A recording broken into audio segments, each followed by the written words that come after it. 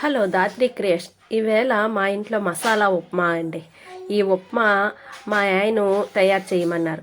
ఎందుకంటే ఉప్మా కదా, వెరైటీగా ఏదైనా చెయ్యు, మామూలుగా చేసికు అనేసి అంటే మరెందుకండి మసాలా ఉప్మా అన్ని రకాలు ఉన్నాయి ఇంట్లోన. అందుకే మసాలా ఉప్మా చేద్దామని నిర్ణయించుకున్నాను. అదేనా మా పిల్లలు పూరి ఉంటేనే ఉప్మా తింటారు.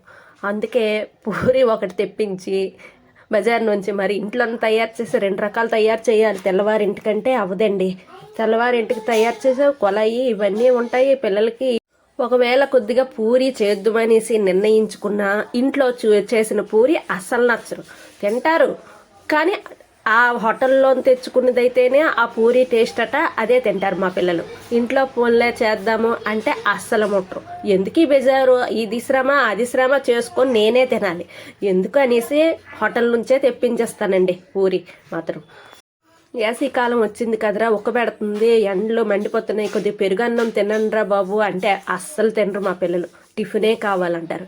ఏదో ఒకటి ఇడ్లీయో పూరియో ఏదో ఒకటి తయారు చేద్దాము అనేసి అనుకుంటే మా వారు కదా, పిల్లలకి అన్నం కూడా పెట్టవు, నువ్వు టిఫిన్లు మప్పావు అనేసి అంటారు.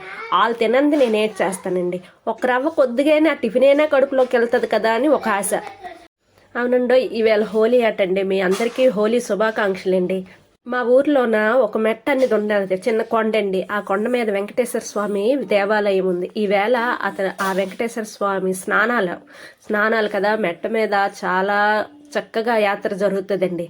అక్కడికి వెళ్దామనేసి మా పిల్లలు అడుగుతున్నారు. మా ఆయన కదా, ఎండ కదా వద్దు అని అంటున్నారు. మరి ఏం చేస్తాము, ఎలాగో ఒకలాగా అతనికి నచ్చ చెప్పి ఆ యాత్రకి వెళ్దామని అనుకుంటున్నాము.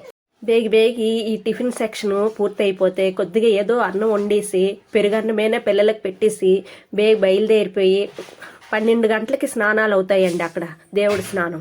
పునః 12 గంటలకి కొద్దిగా వెళ్ళేసి అవన్నీ చూసుకొని వచ్చేస్తే కొంత మనశ్శాంతిగా ఉంటుందండి. ఎందుకంటే సంవత్సరానికి ఒక దప్ప కదండి.